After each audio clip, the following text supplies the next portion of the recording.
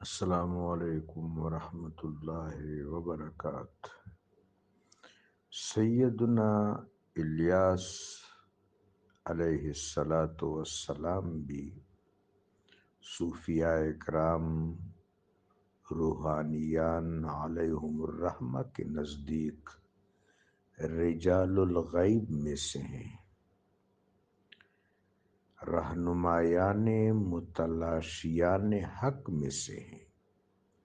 حضرت بابا عبدالرحمن علیہ الرحمہ فرماتے ہیں: زچ یار لرا ورزم پکم لارے مہتر خزر و الیاس میں رہبران کڑے۔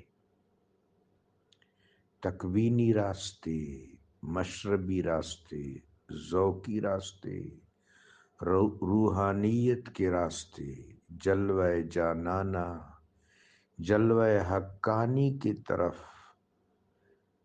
گامزن ہونے والے راستے، ان پر سیدنا حضرت الیاس بھی قافلہ سالار ہیں، سنگ میل ہیں اور سالک اور شیطان کے درمیان حائل ہیں۔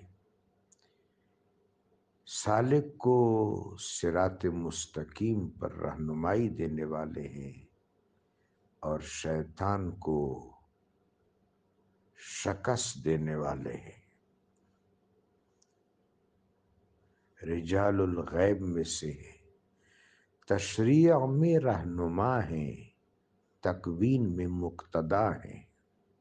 اللہ تبارک و تعالی آپ کی رہنمائی سے، خواہ وہ تشریعی ہو یا تکوینی، ہم کو بہرہ یاب کرے۔ آمین ثم آمین۔